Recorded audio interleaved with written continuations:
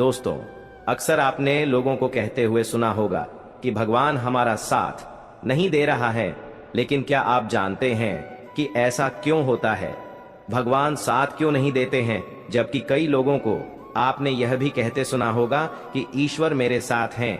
दोस्तों, भगवान सिर्फ उन्हीं की मदद करते हैं जिनके कर्म अच्छे होते हैं, जिनके कर्म का उद्देश्य अच्छा होता है और जो दूसरों को सुख पहुंचाने के लिए काम करते हैं। नमस्कार मित्रों, स्वागत है आप little Krishna ji vlog YouTube channel में। आपसे विनती है, वीडियो को पूरा अवश्य सुने और श्री कृष्ण के सच्चे भक्त वीडियो को लाइक करके कमेंट में जय श्री कृष्ण जरूर लिखें।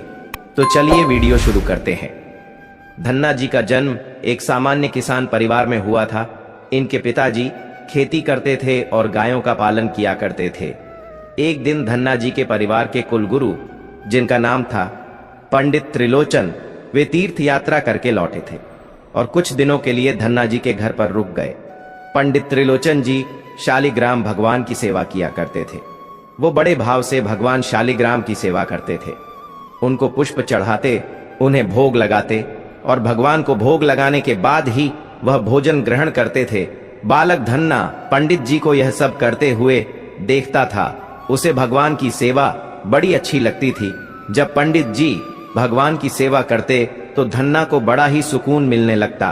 कुछ दिनों के बाद जब पंडित जी जाने लगे, तब बालक धन्ना पंडित जी से शालिग्राम भगवान के लिए जिद करने लगा, कहने लगा कि मुझे ठाकुर जी चाहिए। परंतु पंडित जी अपने ठाकुर जी को छोटे से बालक को कैसे दे सकते थे?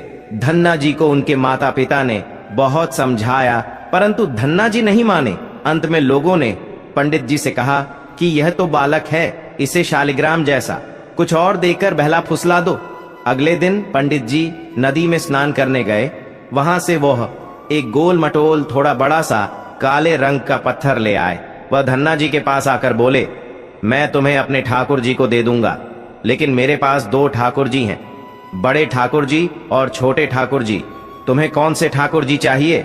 धन्ना जी ने झट से जवाब दिया, मुझे तो बड़े ठाकुर जी चाहिए। पंडित जी भी यही चाहते थे।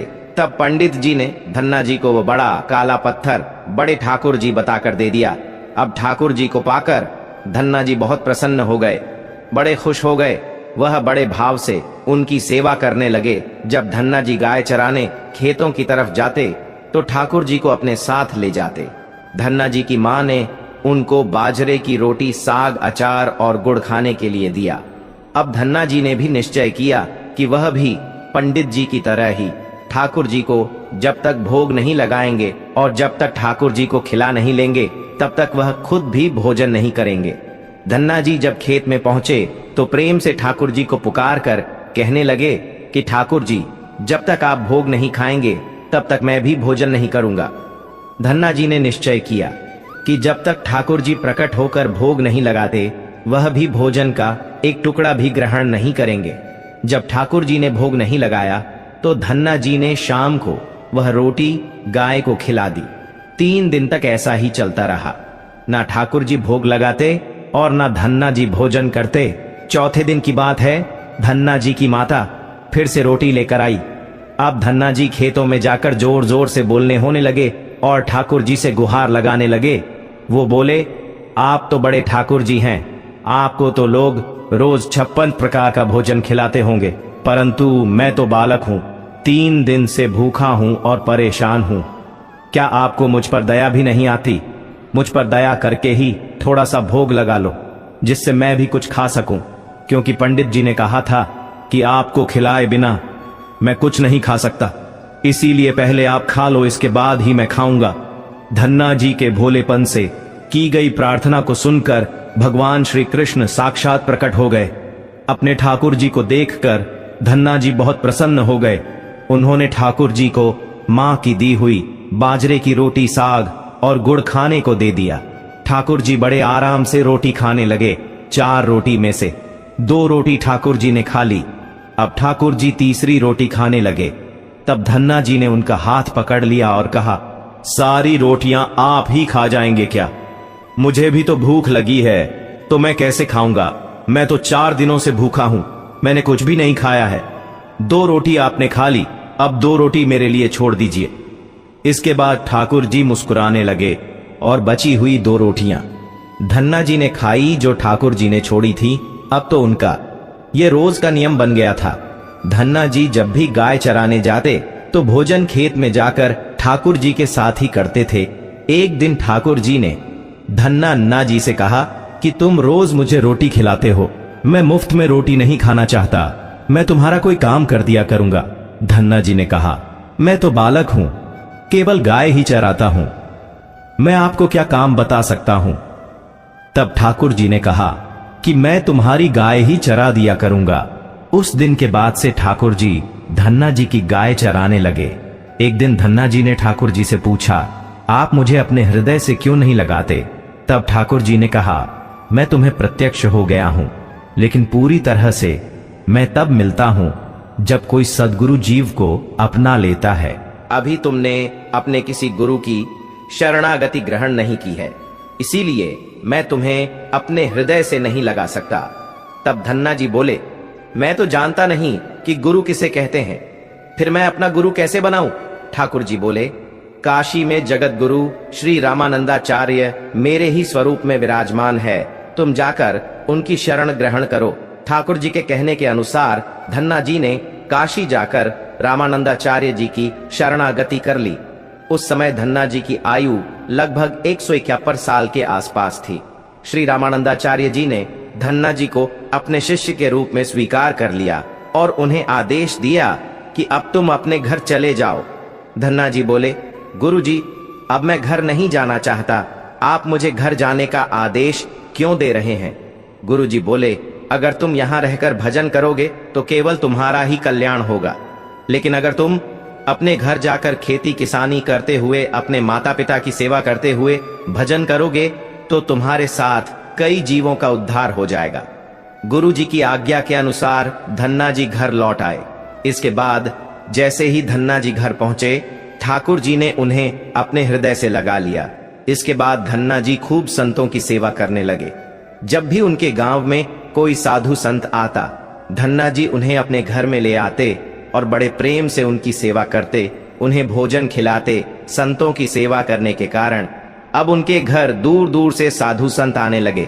धन्ना जी सभी का बड़े प्रेम से सत्कार करते और उन सभी को भोजन खिलाते। एक दिन की बात है, धन्ना जी के पिता ने धन्ना जी से कहा कि देखो भाई, हम लोग गृहस्थ हैं, यदि महीने में 1 आध बार कोई साधु आ जाए तो हम उसकी सेवा भी कर दें और उन्हें भोजन भी करवा दें, लेकिन तुम्हारी इन साधुओं से ऐसी दोस्ती हो गई है कि हर दूसरे दिन कोई ना कोई साधु चला आता है और अपने साथ 1-2 और को भी ले आता है। यह ठीक नहीं है, हम अपनी खेती बाड़ी का काम करें या इन साधुओं की सेवा करें। तुम तो अभी बालक हो, कुछ कमाते नहीं हो, तुम्हारा पालन पोषण भी हम ही करते हैं और ऊपर से तुम साधुओं को बुला रहे हो। इस प्रकार इन निठल्ले साधुओं की सेवा करना ठीक नहीं है। इसलिए एक बात कान खोलकर सुन लो, आज के बाद यदि तुम किसी भी साधु को लेकर घर आए तो मैं तुम्हें घर में नहीं घुसने दूंगा। तुम्हें साधु की सेवा करनी है तो पहले कुछ कमाई करो, फिर अपनी कमाई से साधु की सेवा करना। पिताजी की बात सुनकर धन्ना जी उदास हो गए और चुपचाप खड़े हो गए। तब पिताजी ने धन्ना को डांटते हुए कहा, आज के बाद किसी साधु को घर में लेकर के मत आना और जाओ खेतों में गेहूं बोकर आओ। खेत तैयार है, बोरी में गेहूं का बीज रखा है, इसे बैलगाड़ी में ला दो, ले जाओ और खेत में बो दो। धन्ना जी ने बैलगाड़ी में गेहूं रखे और खेत में बोने के लिए चल दिए। धन्ना जी थोड़ी ही दूर चले थे कि उन्हें मार्ग में कुछ साधुओं की टोली आती दिखाई दी। धन्ना जी ने बैलगाड़ी से उतरकर उन साधुओं को साष्टांग प्रणाम किया। संतों ने धन्ना जी को आशीर्वाद दिया और पूछा, बेटा, इस गांव में धन्ना जी का कौन सा घर है? सुना है वह जगत गुरु रामानंदाचार्य के शिष्य हैं और बहुत छोटी सी उम्र में उन्होंने भगवान के दर्शन प्राप्त कर लिए हैं। हम भी उनके दर्शन करना चाहते हैं। यह सुनकर धन्ना जी संकोच में पड़ गए और वह हाथ जोड़कर बड़ी विनम्रता से बोले, महाराज, मुझे ही लोग धन्ना भगत कहते हैं। संत बोले, भगवान ने बड़ी कृपा की, हम जिनसे मिलने आए थे वह यहीं मिल गए। निश्चित ही आप ऐसे ही भक्त हैं जैसा आपके विषय में सुना था। कितनी विनम्रता है आप में। चलिए आपके घर चलते हैं, वहीं बैठकर आपसे चर्चा करेंगे और ढेर सारी बातें करेंगे। धन्ना जी ने सोचा, अभी पिताजी ने साधुओं को घर लाने से मना किया है। यदि मैं खेतों में बीज बोने के बजाय इन साधु संतों को घर ले गया तो पिताजी आसमान सर पर उठा लेंगे और इन साधुओं को भी भगा देंगे। तब धन्ना जी कुछ विचार करके बोले, महाराज अभी घर में कोई नहीं है, मैं भी खेतों की तरफ जा रहा हूं, आप भी मेरे साथ वहीं चलिए। संत बोले, ठीक है, हमें तो आपसे मिलना था और आप जहां भी ले चले हम वहीं चलेंगे। फिर धन्ना जी उन सभी को खेत पर लेकर चले गए। खेत में एक पेड़ के नीचे बने हुए चबूतरे पर साधुओं को बैठाकर बोले, महाराज आप यहीं पर कुछ देर तक विश्राम कीजिए, तब तक मैं आपके लिए भोजन पानी की व्यवस्था करता हूं। इतना कहकर धन्ना जी वहां से बैलगाड़ी लेकर के चले गए। बैलगाड़ी लेकर धन्ना जी सीधे बनिए की दुकान पर पहुंचे। वहां पर उन्होंने बैलगाड़ी में जो भी बीज गेहूं खेत में बोने के लिए रखे था उसे बनिए को बेच दिया और उसी से दाल चावल और जो भी खाना बनाने वाला सामान था सब खरीद लिया। सामान लेकर धन्ना जी खेत पहुंचे। वहां पर संतों के साथ मिलकर बहुत बढ़िया दाल चावल और प्रसाद बनाया। भगवान को भोग लगाने के बाद बड़े प्रेम से संत और धन्ना जी ने बैठकर भोजन किया। इसी बीच भगवान की चर्चा भी होती रही। संतों को भोजन करवाने के बाद बड़े प्रेम से धन्ना जी ने उनको विदा कर दिया। संतों के जाने के बाद धन्ना जी सोचने लगे कि बीज वाले गेहूं को तो बेचकर मैंने संतों को भोजन करा दिया, अब खेत में क्या बोया जाए। अगर पिताजी बीज मांगेंगे तो मैं कहां से बीज लाकर दूंगा, और यदि खेत में कुछ पैदा नहीं हुआ तो मैं पिताजी को क्या जवाब दूंगा। यही सोचकर धन्ना जी ने बोरी में रेत भरी और आसपास के लोगों को दिखाने के लिए रेत को खेत में बोने लगे। सुबह से शाम तक सारी बोरियां जो रेत की बनाई थीं, धन्ना जी ने वो रेत खेतों में छिड़क दी। आसपास के किसान देख रहे थे कि धन्ना जी खेतों में गेहूं बो रहे हैं, वो तो खेतों में रेत बो रहे थे। खेत बोने के बाद धन्ना जी बड़े प्रसन्न मन से घर की ओर चल दिए। वो सोचने लगे, खेत में तो कुछ उगना नहीं है तो देखभाल भी नहीं करनी पड़ेगी। धन्ना जी जब घर पहुंचे तो पिताजी ने पूछा कि खेत बो आए। धन्ना जी बोले कि पिताजी मैं खेत बो आया हूं। कुछ दिन बीते।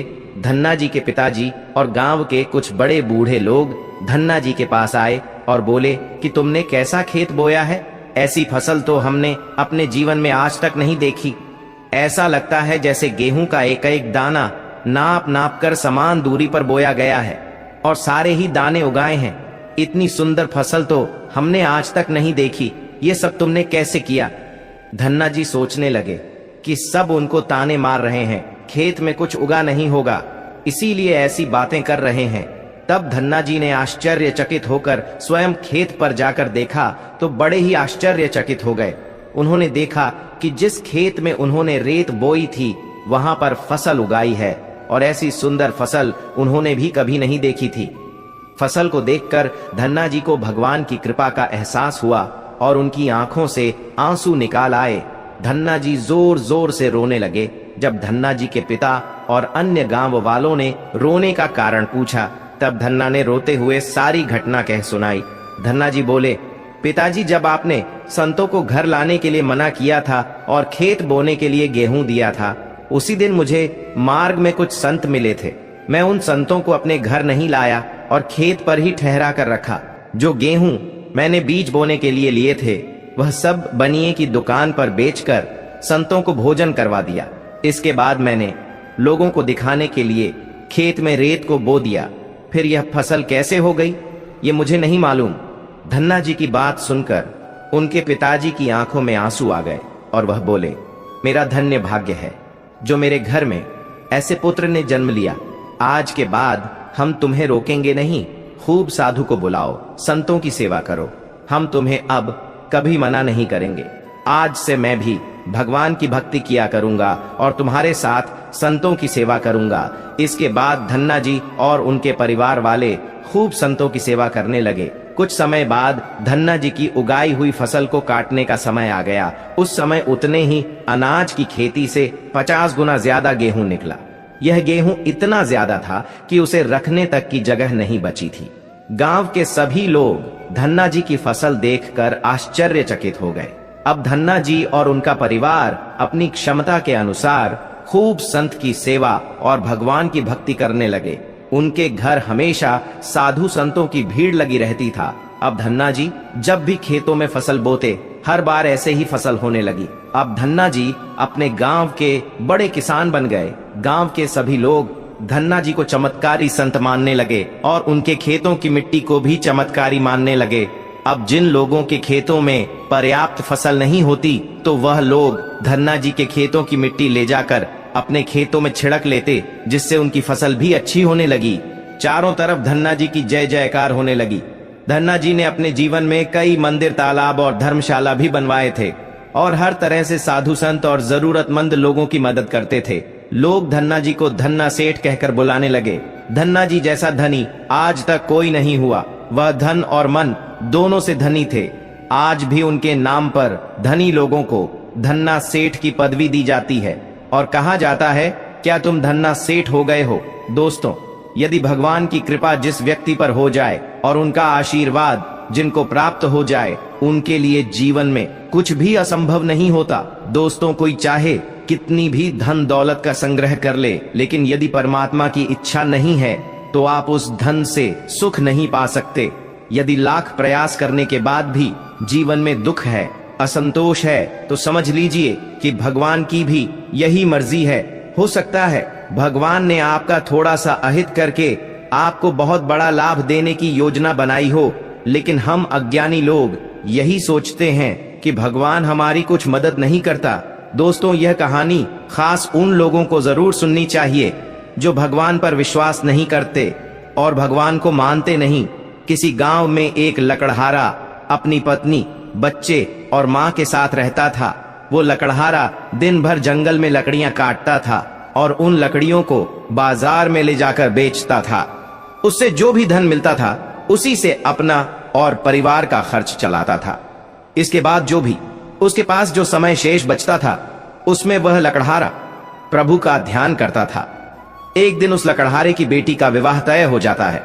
लकड़हारा सारा दिन लकड़ियों को काटता और शाम होते ही अपने आसन पर बैठकर भगवान के ध्यान में मस्त हो जाता। अक्सर गांव के लोग उस लकड़हारे को देखकर आपस में बातें किया करते थे कि लकड़हारा तो सारा दिन भगवान की भक्ति में लीन रहता है, उसे तो अपनी बेटी के विवाह तक की कोई चिंता नहीं है। पता नहीं यह लकड़हारा बारातियों का स्वागत करेगा भी या नहीं। उसने तो अभी तक दान दहेज का किसी तरह का कोई इंतजाम तक नहीं किया है, जबकि विवाह होने में कुल 3 दिन का समय बाकी है। लकड़हारे की मां को जब पता चला कि उसके बेटे के बारे में लोग इस तरह की बातें कर रहे हैं, तो एक दिन वह रोते हुए उस लकड़हारे के पास पहुंची। वह कहने लगी कि बेटा, तुम सारा दिन भगवान के नाम का जाप करते रहते हो।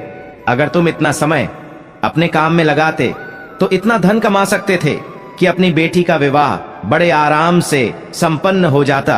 लकड़हारे ने जब अपनी मां की बात सुनी तो उसने कहा कि मां, मैं सारा दिन काम ही तो करता हूं और जो कुछ समय मुझे मिलता है मैं प्रभु की भक्ति में लगा देता हूं। जब मां ने कहा कि बेटा, तू सिर्फ काम में मन लगाया कर, जिससे विवाह के लिए कुछ पैसों की व्यवस्था हो जाए। लकड़हारे ने कहा, पैसों का इंतजाम हो सके इसलिए हर वक्त कामकाज करता रहता हूं और भगवान को भूल जाऊं, यह मुझसे नहीं हो पाएगा। मां, तू चिंता मत कर, मैं जिस ईश्वर का ध्यान करता हूं वह सब देख लेगा। क्या उसे मेरे बच्चों की कोई चिंता नहीं है? लकड़हारे की बात सुनकर उसकी मां कहने लगी कि बेटा, जब भी मैं तुमसे काम पर ज्यादा ध्यान देने के लिए कहती हूं, तुम हमेशा यही बात कहते हो कि मेरा प्रभु मेरे सारे काम में करेगा।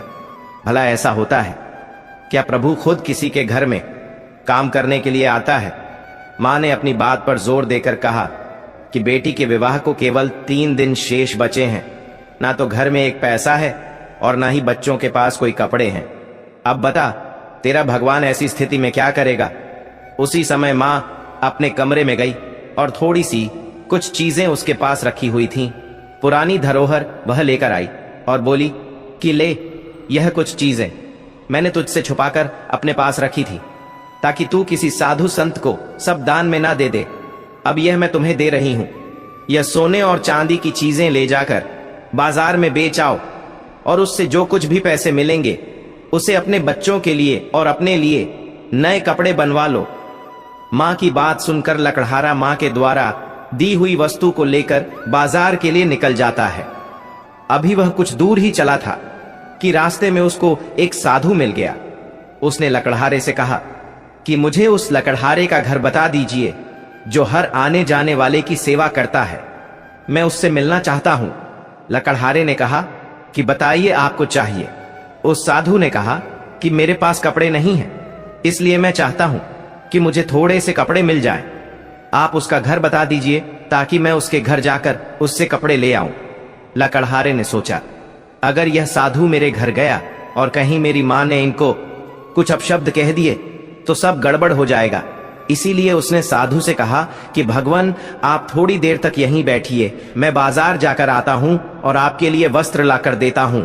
वह लकड़हारा बाजार गया और अपनी मां के द्वारा दी हुई जो भी वस्तुएं थीं उनको बेचकर उससे कपड़े लिए और लाकर के उस संत को दे दिए। लकड़हारे ने साधु को सारे कपड़े तो दे दिए, पर रास्ते में सोचने लगा कि अब मैं घर जाकर अपनी मां को क्या जवाब दूंगा, मेरे पास तो एक भी पैसा नहीं है। लकड़हारे ने विचार किया कि अब वह घर ही नहीं जाएगा और वह जाकर गंगा के किनारे बैठकर भगवान का ध्यान करने लगा। ईश्वर की भक्ति में लीन हो गया। वह भगवान के आगे विनती करने लगा और कहने लगा कि हे प्रभु, मैंने सारी जिंदगी तुम्हारे भरोसे पर ही काटी है और मैंने हमेशा लोगों से कहा है कि भगवान पर भरोसा रखो। जो भगवान पर भरोसा करता है प्रभु उसके सारे काम करता है। पर आज मेरी बेटी का विवाह है, कृपा करके मेरे काम में आप सहायक हो। सुबह का समय था। लकड़हारे की मां बहुत चिंता में डूबी थी। एक तरफ सगे संबंधियों का आना शुरू हो गया था और दूसरी तरफ मां अपने पुत्र का इंतजार कर रही थी।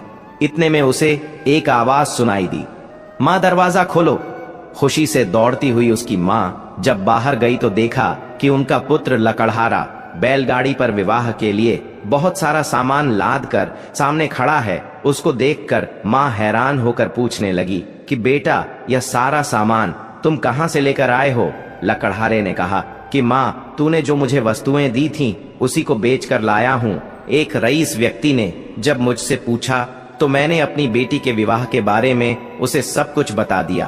तब उसने बहुत महंगे दामों में उसे खरीद लिया और उन्हीं पैसों से बच्चों के लिए बहुत से बढ़िया कपड़े मैं खरीद कर लाया हूं। बेटे की बात सुनकर मां हैरान होकर सोचने लगी कि मेरे बेटे के पास बादशाहों वाले कपड़े कहां से आए? जरूर किसी से इसने कर्ज लिया होगा। उन्होंने लकड़हारे से कहा कि हमने सारी जिंदगी लकड़ी का काम किया है, आज तक इतने पैसे नहीं कमाए।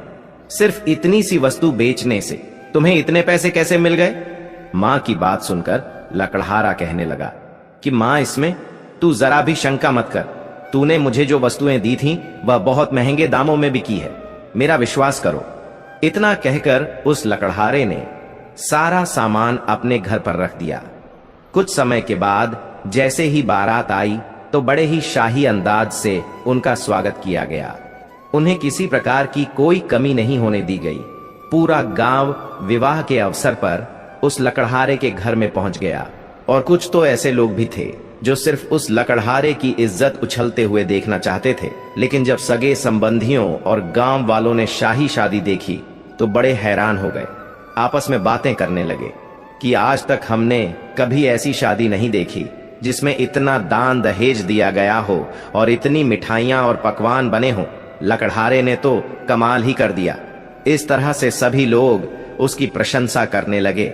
विवाह के समय जब बारातियों को भोजन परोसा जा रहा था तो उनके झूठे बर्तन वो लकड़हारा खुद उठाने लगा और एक स्थान पर रखते जा रहा था। लकड़हारे को ऐसा करते हुए देखकर उसकी मां ने उसकी बांह पकड़कर कहा कि तुम बेटी के पिता हो, सभी बाराती तुमको देख रहे हैं, इसलिए यह काम छोड़ दो। पर लकड़हारे ने कहा कि मां, आज मेरा मन चाहता है कि मैं कुछ सेवा करूं। तब उसकी मां कहने लगी कि बेटा, तू कैसी बातें कर रहा है? तेरा स्वभाव मुझे कुछ बदला बदला नजर आ रहा है। सुबह होने पर लकड़हारे ने अपनी बेटी की विदाई भी की। इस तरह सारे काम से जब फुर्सत हुई वह अपने आसन पर जाकर बैठ गया। तब मां ने आकर के पूछा, बेटा मुझे सच सच बता, इतना सारा खर्चा आखिर तूने कैसे किया? इतनी महंगी पोशाक, इतना बढ़िया भोजन, इतनी शानदार व्यवस्था तूने कैसे की? यह सब देखकर हमारे पड़ोसी और संबंधी सब के सब हैरान रह गए। लकड़हारे ने कहा कि माँ, अब मैं बहुत थक चुका हूं, सुबह होते ही मैं आपको सब कुछ बता दूंगा। सारी रात माँ यही सोचती रही और चिंतित थी कि उसका बेटा कुछ बदला बदला नजर आ रहा है। पहले तो उसने मुझसे कभी कोई बात नहीं छुपाई और ना ही मैंने उसके पास कभी इतने पैसे देखे, और अचानक से आज मेरा बेटा इतना धनवान कैसे हो गया? इस तरह से सोचते सोचते जब दिन निकला तो माँ अपने बेटे के कमरे में गई। वहां अपने बेटे को ना पाकर उसे ढूंढने लगी, पर लकड़हारे का कोई पता नहीं था। जब माँ ने सगी संबंधी से अपने बेटे के बारे में पूछा तो वह कहने लगे कि तुम रात को अपने बेटे से बहस तो कर रही थी, हो सकता है कि वह कहीं नाराज हो गया हो और अपने घर से कहीं चला गया हो। माँ को याद आया कि उसका बेटा जब नाराज होता है तो गंगा नदी के तट पर चला जाता है। माँ दौड़ी दौड़ी गंगा नदी के पास पहुंचती है। वह देखती है कि उसका बेटा चुपचाप सिर झुकाए हुए शांत मुद्रा में बैठा हुआ है। माँ ने जोर से हिलाकर कहा कि बेटा, तुमने अपनी बेटी का इतना शानदार विवाह किया और अब तू मेरी छोटी सी बात का बुरा मानकर घर से चला आया। आखिर मैं तेरी माँ हूं, मेरे मन में अगर कोई दुविधा है तो क्या तुझसे पूछने का भी मुझे कोई अधिकार नहीं है? सभी रिश्तेदार, पड़ोसी और तेरे मित्र तेरी कितनी प्रशंसा कर रहे हैं। वह बातें कर रहे हैं कि उस लकड़हारे की बेटी का विवाह तो देखने योग्य था। सारे गांव में चारों तरफ तेरा ही गुणगान हो रहा है और तू मेरी जरा सी बात का बुरा मानकर यहाँ आकर बैठ गया है। ऐसी बातें सुनकर वह लकड़हारा हैरान हो गया। वह एकदम से उठ खड़ा हुआ और पूछने लगा कि माँ, मैं तो मन ही मन अपने आप को धिक्कारता हुआ 3 दिन से घर नहीं गया, यहीं पर बैठकर ध्यान लगा रहा हूँ। मैं नहीं समझ पा रहा हूँ कि मेरी बेटी का विवाह आखिर कैसे हो गया। माँ भी हैरान होकर के कहने लगी, पुत्र, सारा विवाह तो तुमने खुद अपनी उपस्थिति में किया है। बैलगाड़ी में सारा सामान तू खुद खरीद कर लाया था। अपने हाथों से अपनी बेटी का कन्यादान तूने किया है, तो फिर अब ऐसी अजीब सी बहकी बहकी बातें क्यों कर रहा है? माँ ने कहा, बेटा, अगर तू मुझसे नाराज है तो पहले घर चल, वहीं चलकर मैं तुझसे पूरी बात करूंगी। इस तरह लकड़हारा अपनी माँ की बात मानकर अपने घर की तरफ चल पड़ा। रास्ते में कुछ लोग उसकी तारीफ कर रहे थे कि ऐसी शादी तो आज तक किसी ने नहीं देखी। ना तो किसी ने इतना दान दिया और न ही किसी ने इतनी सारी मिठाई और पकवान बनवाए। लकड़हारा सोचता जा रहा था कि कहीं वह लोग मेरा मजाक तो नहीं बना रहे हैं। घर पहुंचते ही वहां का नजारा देखकर वह बिल्कुल हैरान हो गया। उसका पूरा घर चमचमा रहा था। लकड़हारा सोचने लगा, जब मैं 3 दिन से घर आया ही नहीं तो मेरी अनुपस्थिति में इन सबके अनुसार घर में फिर कौन था जो मेरा ही रूप बनाकर सारा काम करके चला गया। लकड़हारे ने अपनी मां से कहा कि मां, मुझ पर विश्वास करो, मैं तो 3 दिन से घर आया ही नहीं। तूने मुझे जो चीजें दी थीं सोने चांदी की बेचने के लिए, उसे मैंने बाजार में बेचा तो था, पर मैंने रास्ते में किसी साधु के मांगने पर उन्हें कपड़े खरीद कर दे दिए थे।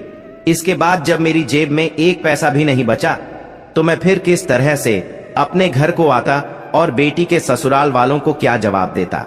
मैं तो पिता होने के नाते अपना फर्ज भी नहीं निभा सका। तब माँ ने कहा, याद कर बेटा, जब तू कल बारातियों के झूठे बर्तन उठा रहा था तो मैंने तेरा हाथ पकड़कर काम करने से तुझे मना किया था। क्या तुझे यह भी याद नहीं है? इतना सुनकर लकड़हारे की आंखों में आंसुओं की धारा बहने लगी।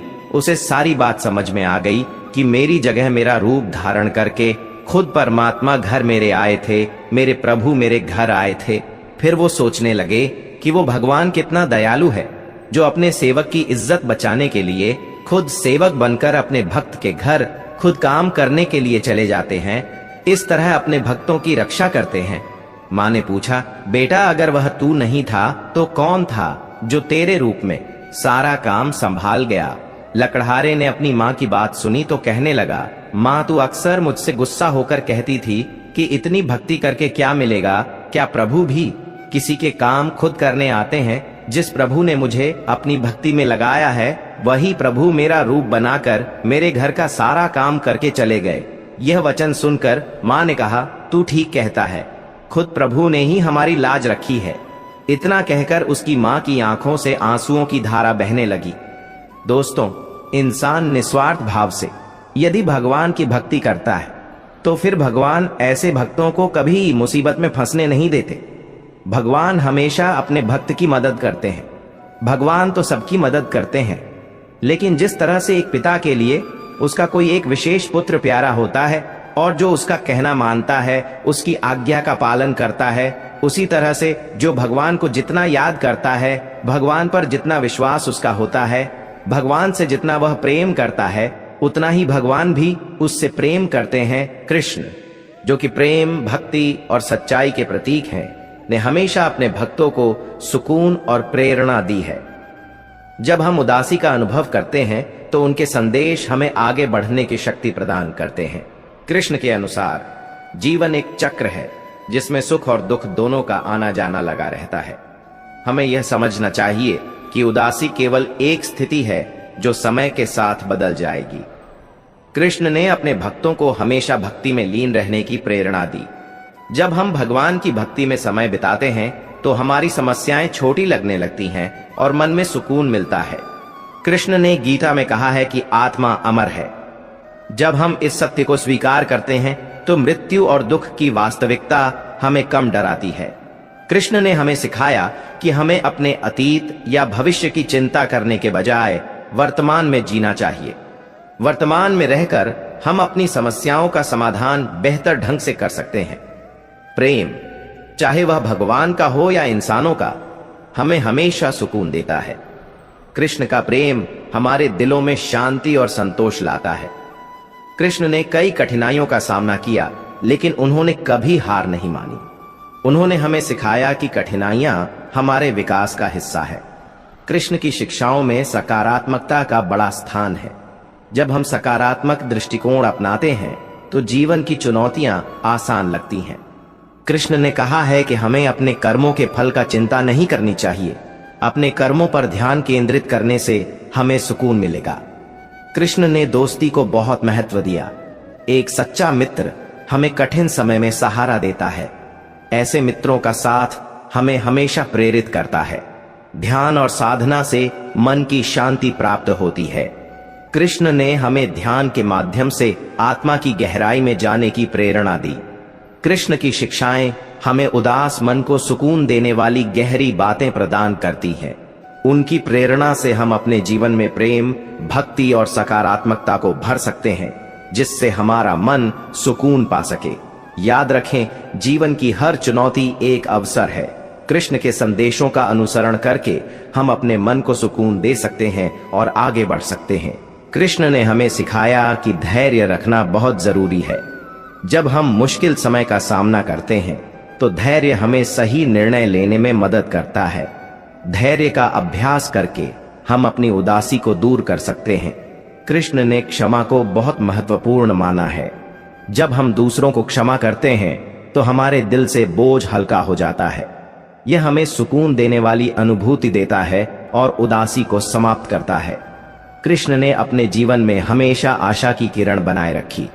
कठिनाइयों में भी हमें यह समझना चाहिए कि हर अंधेरी रात के बाद एक नया सूर्योदय होता है। आशा ही हमें आगे बढ़ने की प्रेरणा देती है। कृष्ण ने हमें सिखाया कि जीवन की छोटी छोटी खुशियों का आनंद लेना चाहिए। जब हम साधारण चीजों में खुशी ढूंढते हैं तो हमारा मन शांत होता है। कृष्ण ने प्रकृति से गहरा संबंध रखा। जब हम प्रकृति में समय बिताते हैं तो हमें सुकून मिलता है। पेड़ों की छांव, नदियों की धुन और पक्षियों की चहचहाहट हमें शांति देती है। अपने मन की स्थिति को समझने के लिए आत्म प्रतिबिंब जरूरी है। कृष्ण ने हमें अपने अंदर झांकने और अपने विचारों को समझने की प्रेरणा दी। कृष्ण ने अपने जीवन में हमेशा सकारात्मक लोगों के साथ समय बिताया। हमारे आसपास का माहौल हमारे मानसिक स्वास्थ्य पर गहरा प्रभाव डालता है। सेवा करने से हमें बहुत सुकून मिलता है। जब हम दूसरों की मदद करते हैं तो हमें अपने दुखों का एहसास कम होता है। कृष्ण का जीवन इस सेवा के उदाहरण से भरा हुआ है। कृष्ण संगीत और कला के प्रति प्रेम रखते थे। संगीत और कला का आनंद लेने से मन को सुकून मिलता है और उदासी दूर होती है। ध्यान एक शक्तिशाली साधन है जो हमें आंतरिक शांति देता है। कृष्ण ने ध्यान की शक्ति को समझाया और इसे जीवन में अपनाने की सलाह दी। कृष्ण ने धर्म का पालन करने का महत्व बताया। जब हम अपने कर्तव्यों का पालन करते हैं तो मन में संतोष और सुकून मिलता है। कृष्ण ने रिश्तों को संजोकर रखने का महत्व बताया। अच्छे रिश्ते हमें सुरक्षा और सुकून प्रदान करते हैं। संतोष एक बड़ा गुण है। जब हम जो हमारे पास है उस पर संतोष करते हैं तो हमें सुकून मिलता है। कृष्ण ने हमें समय का सही उपयोग करना सिखाया। जब हम अपने समय को सही दिशा में लगाते हैं तो मन में शांति रहती है। कठिनाइयों को अनुभव के रूप में लेकर हम आगे बढ़ सकते हैं। कृष्ण का प्रेम हर दिल को छू जाता है। प्रेम के इस प्रकाश में चलकर हम अपनी उदासी को दूर कर सकते हैं। कृष्ण ने अनुशासन को महत्वपूर्ण माना। नियमित दिनचर्या से मन में स्थिरता आती है जो हमें सुकून देती है। कृष्ण ने सभी जीवों के प्रति समान दृष्टिकोण रखने की प्रेरणा दी। जब हम सभी को समान समझते हैं तो मन में द्वेष कम होता है और सुकून मिलता है। संघर्ष जीवन का हिस्सा है।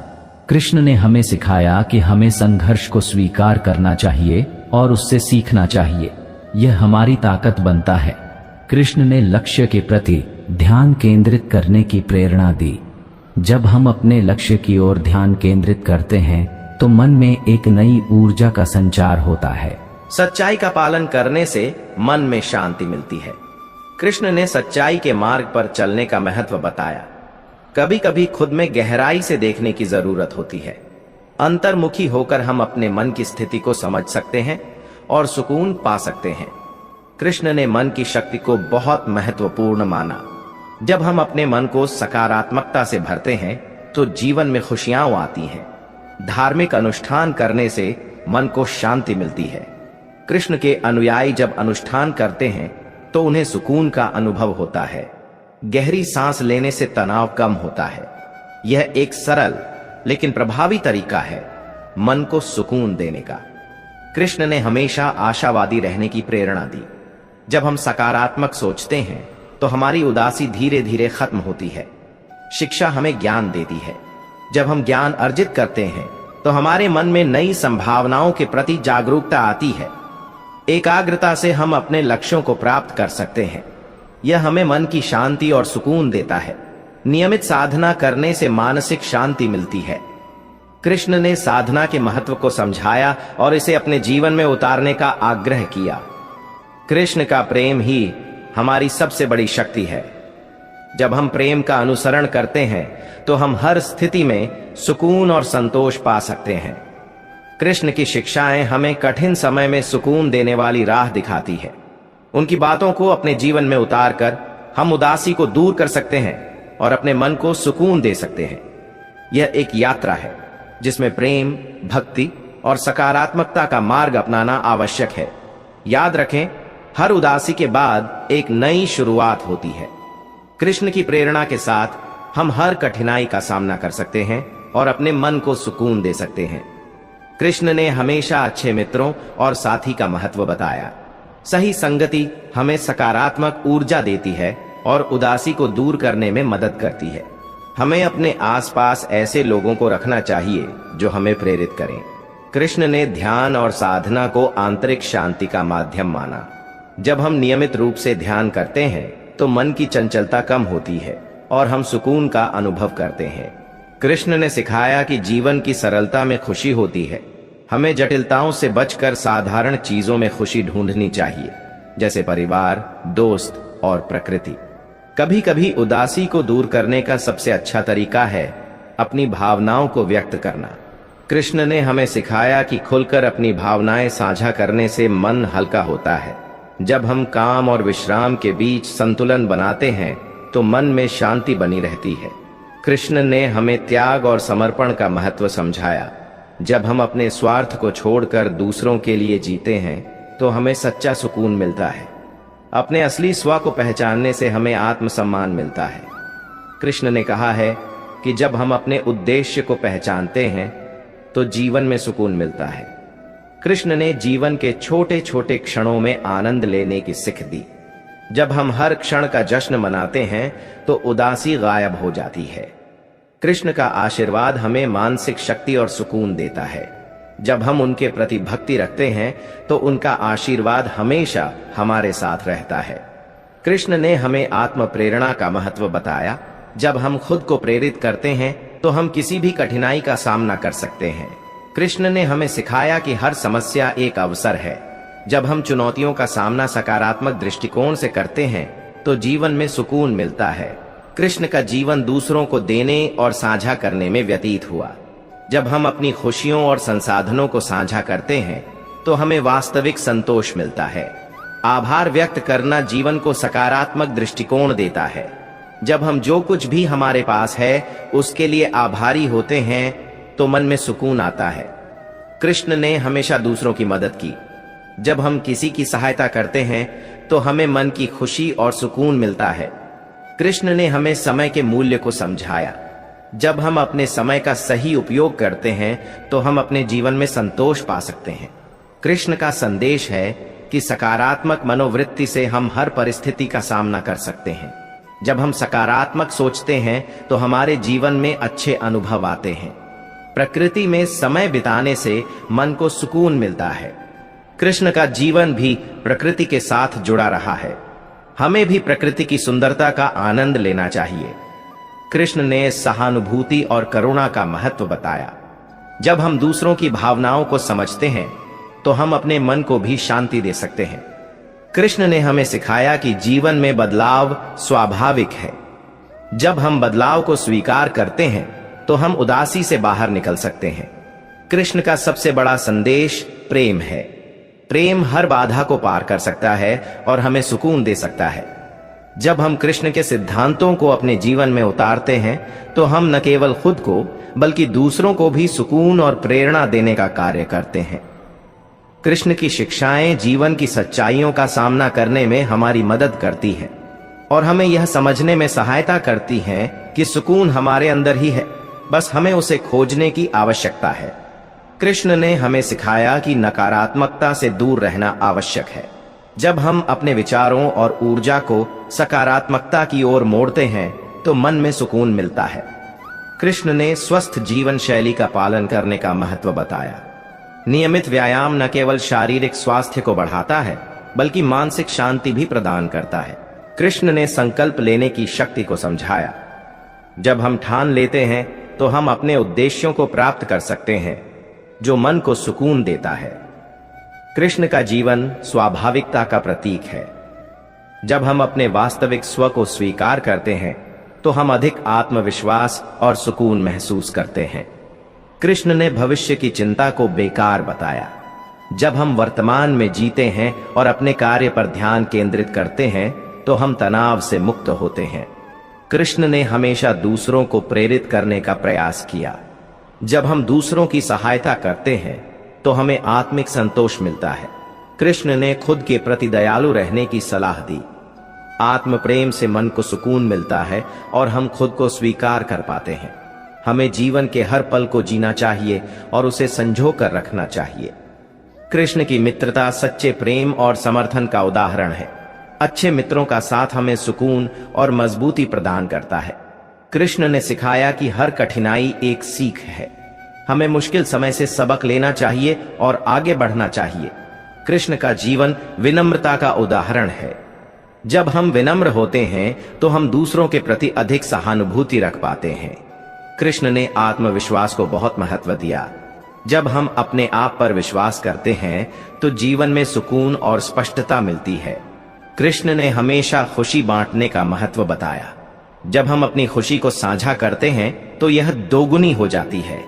कृष्ण ने हमें अपनी सीमाओं को पहचानने और स्वीकारने का सिखाया। जब हम अपनी क्षमताओं के अनुसार चलते हैं तो तनाव कम होता है।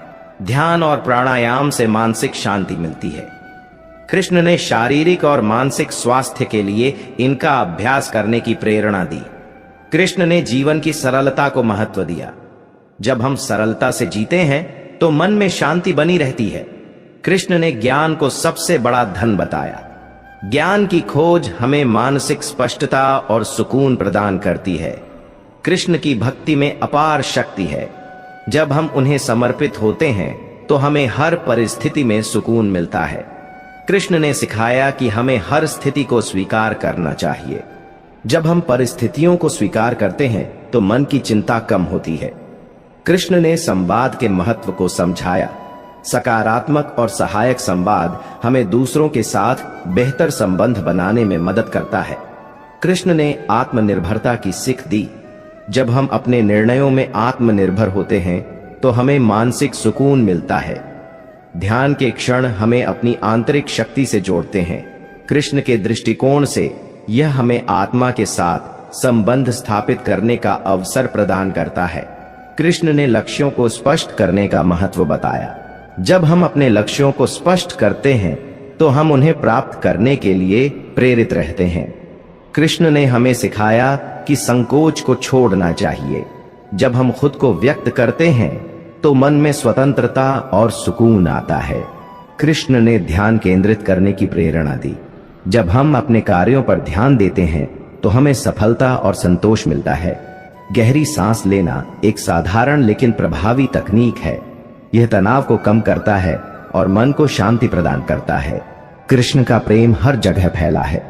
जब हम प्रेम का संचार करते हैं तो हम सकारात्मकता और सुकून को फैलाते हैं। कृष्ण ने लक्ष्य के प्रति प्रतिबद्धता को महत्वपूर्ण माना।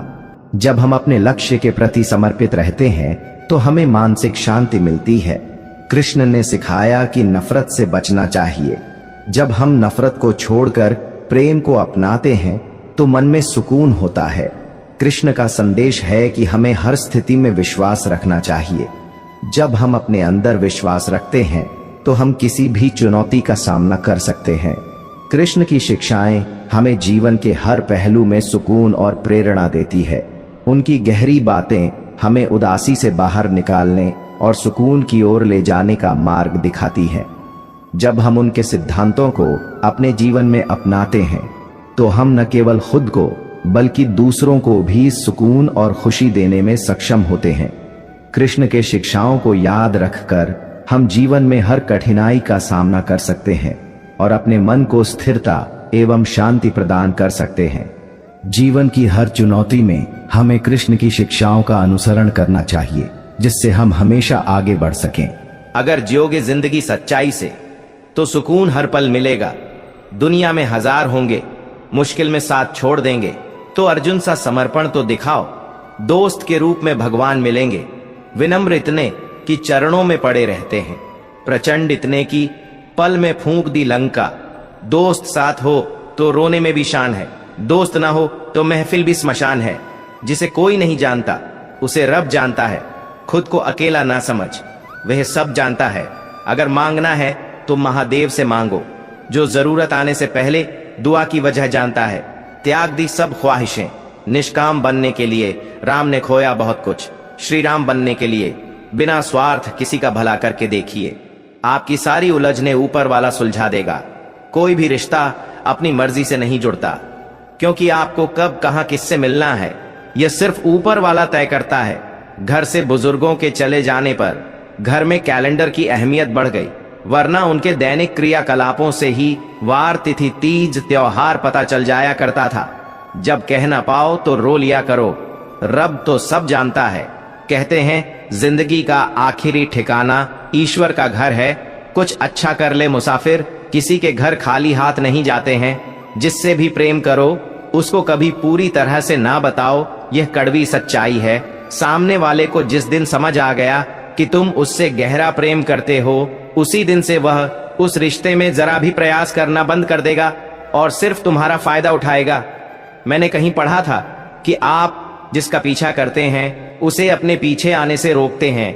मैं चलता गया, रास्ते मिलते गए, राह के कांटे फूल बनकर खिलते गए। यह जादू नहीं, आशीर्वाद है श्री कृष्ण का, वरना उसी राह पर लाखों फिसलते गए। जो नारायण के चरणों के पास बैठे वह लक्ष्मी है, और जो स्वयं नारायण भी जिनके चरणों के पास बैठे वह श्री है। परिवार हो या संगठन, सब में सफलता का कारण है एक दूसरे के विचारों को धैर्य से सुनना, समझना और सम्मान देना। जिस डर से आत्मविश्वास की हानि होने लगे, उस डर का अंत करना आवश्यक हो जाता है। श्री कृष्ण कहते हैं, अगर कोई तुम्हें दुखी करे तो बुरा मत मानना, क्योंकि लोग उसी पर पत्थर मारते हैं जिस पेड़ पर ज्यादा मीठे फल होते हैं, अहंकार सत्य को स्वीकार नहीं करता है और सत्य को जानने वाला कभी अहंकार नहीं करता है। ज्ञान धन से उत्तम है, क्योंकि धन की तुम्हें रक्षा करनी पड़ती है, पर ज्ञान तुम्हारी रक्षा करता है। जितना मन से पवित्र रहोगे उतना ही ईश्वर से करीब रहोगे, क्योंकि सदैव पवित्रता में ही ईश्वर का वास होता है। जैसा आप दूसरों को बनाना चाहते हैं, पहले वैसे स्वयं बने, तब आप दूसरों को भी अपने साथ इस प्रकार का व्यवहार करते हुए पाएंगे। अभिमान नहीं होना चाहिए कि मुझे किसी की जरूरत नहीं पड़ेगी, और यह वहम भी नहीं होना चाहिए कि सबको मेरी जरूरत पड़ेगी। कोई भी परिस्थिति आपको जितना अधिक तकलीफ देती है, उससे कहीं ज्यादा मजबूत बना देती है। परेशानी आए तो ईमानदार रहे, धन आ जाए तो सरल रहे, अधिकार मिलने पर विनम्र रहे और क्रोध आने पर शांत रहे। यही जीवन का प्रबंधन कहलाता है। भक्ति की डोरी दिखती तो नहीं, पर मजबूत इतनी होती है कि वह परमात्मा को भी बांध सकती है। कोई भरोसा तोड़े तो उसका भी धन्यवाद करें। वह हमें सिखाता है कि भरोसा बहुत सोच समझकर करना चाहिए। इस खोज में ना उलझे कि भगवान है या नहीं, खोजे यह कि हम खुद इंसान हैं या नहीं। श्री कृष्ण कहते हैं, इंसान का पतन उस समय शुरू हो जाता है जब वह अपनों को गिराने की सलाह गैरों से लगता है। गीता में लिखा है, तुम इस संसार में किसे खोने से डर रहे हो, जबकि इस संसार में तुम्हारा कुछ है ही नहीं। हकीकत जानो तो सब पराये हो जाएंगे। भ्रम में रहने दो, सब अपने हैं। समझदारी और मौन सगी बहनें हैं, एक के साथ दूसरी भी आती है। जिससे उम्मीद हो, अगर वही दिल दुखा दे तो पूरी दुनिया से भरोसा उठ जाता है। हर चीज उठाई जा सकती है सिवाय गिरी हुई सोच के। कल समय मिलेगा, यही कितना बड़ा भ्रम है। जो व्यक्ति सत्य के साथ अड्डा है, उसके साथ परमात्मा खड़ा है। जहां दूसरों को समझाना मुश्किल हो जाए, वहां खुद को समझा लेना ही बेहतर है। मकान की ऊंचाई और खूबसूरती पर मत जाइए। अंदर इंसान मिले यह जरूरी नहीं, जो होते हैं वह स्पष्ट नहीं होते हैं। नींद तो बचपन में आया करती थी, अब तो बस थक कर सो जाते हैं। सोने जैसी बहू पाने के लिए माँ को भी बेटे को हीरे की तरह तराशना होगा। मरम्मत चल रही है जिंदगी की साहब, उठेंगे जल्द ही तूफान लेकर। जो व्यक्ति जिस लायक होता है, वक्त उसे धीरे धीरे वहीं पहुंचा देता है। ये जमाना आज भी इस बात से जलता है, यह आदमी इतनी ठोकर खाकर भी सीधा कैसे चलता है। जैसे हर रास्ते पर कुछ ना कुछ परेशानी होती है, वैसे ही हर परेशानी का कुछ ना कुछ रास्ता होता है। बहुत बार चुप रहना सबसे ताकतवर जवाब होता है। ज्ञान अतीत की व्याख्या करने के लिए नहीं, बल्कि भविष्य का निर्माण करने के लिए होता है। खामोश रहो या ऐसी बात कहो जो खामोशी से बेहतर हो। जिस दिन तुम्हें परेशान करना छोड़ दूं, समझ जाना खो दिया है तुमने मुझे। गाय अपने मालिक से चाहे कितनी भी नाराज हो जाए, इसका मतलब यह नहीं होता कि वह कसाई के यहां चली जाए। मुझे नहीं पता मैं क्या हूं, क्योंकि लोगों ने मेरा ठेका ले रखा है। ज्ञान का सबसे बड़ा शत्रु अज्ञानता नहीं, बल्कि ज्ञान होने का भ्रम है। किसी के साथ रहो तो वफादार बन के रहो। धोखा देना गिरे हुए लोगों की पहचान होती है। उम्र ने की है कैलेंडर से छेड़छाड़, खेलकूद वाला दिन अब फिक्र में गुजरता है। रहने दें उधार। एक मुलाकात यूं ही सुना है, उधार वालों को लोग भुलाया नहीं करते। जिंदगी में कीमत दोनों की चुकानी पड़ती है, बोलने की भी और चुप रहने की भी। समय रहते पूछ लिया करो, कैसे हो, कहीं ऐसा ना हो कि पूछना पड़ जाए कैसे हो गया। खून के रिश्ते नाराज हो जाए तो मुलाकात जनाज में होती है। यह दिल तुझे इतनी शिद्दत से चाहता क्यों है, हर दुआ में तेरा ही नाम आता क्यों है। दुनिया में प्रेम का सिर्फ एक छोर होता है और दूसरा कहीं नहीं होता। प्रेम प्रारंभ होता है कहीं से भी, मगर प्रेम समाप्त कभी नहीं होता, क्योंकि प्रेम तो इस प्रकृति के कण कण में बसा है। कभी कभी वही इंसान आपको रुला कर रख देता है जिसकी खुशी के लिए आप कुछ भी कर सकते हैं। प्यार में कोई छोटा या बड़ा नहीं होता, ना ही मान अपमान होता है। इसमें जो जितना झुकता है उतना ही ऊंचा स्थान होता है। जितना हो सके व्यस्त रहने की कोशिश कीजिए, ताकि आपको उदास रहने का वक्त ही ना मिले। दिल के रिश्तों को दिमाग से नहीं निभाते। ताकतवर का साथ देना हिम्मत की बात नहीं, कमजोर का साथ देना किरदार की निशानी है।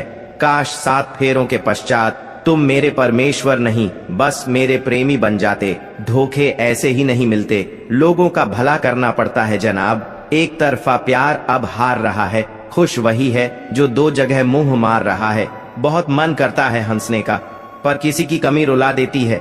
जहां से अहंकार नहीं जाता वहां से रिश्ते चले जाते हैं। जिनकी बातों में वजन होता है वह महफिलों में चिल्लाया नहीं करते। दिल में कौन बसा है यह राज सिर्फ मोबाइल जानता है। जरूरी नहीं है मेरी हर बात लोग जाने, भगवान जानता है, यही मेरे लिए काफी है। दोस्तों, इस वीडियो में बस इतना ही। मिलते हैं अगले वीडियो में, अपना ख्याल रखिएगा। जय श्री कृष्ण। रहने दें उधार, एक मुलाकात यूं ही सुना है, उधार वालों को लोग भुलाया नहीं करते।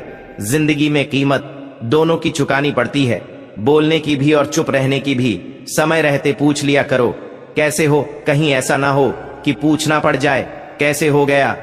खून के रिश्ते नाराज हो जाएं तो मुलाकात जनाज में होती है। यह दिल तुझे इतनी शिद्दत से चाहता क्यों है, हर दुआ में तेरा ही नाम आता क्यों है। दुनिया में प्रेम का सिर्फ एक छोर होता है और दूसरा कहीं नहीं होता। प्रेम प्रारंभ होता है कहीं से भी, मगर प्रेम समाप्त कभी नहीं होता, क्योंकि प्रेम तो इस प्रकृति के कण कण में बसा है। कभी कभी वही इंसान आपको रुला कर रख देता है जिसकी खुशी के लिए आप कुछ भी कर सकते हैं। प्यार में कोई छोटा या बड़ा नहीं होता, ना ही मान अपमान होता है। इसमें जो जितना झुकता है उतना ही ऊंचा स्थान होता है।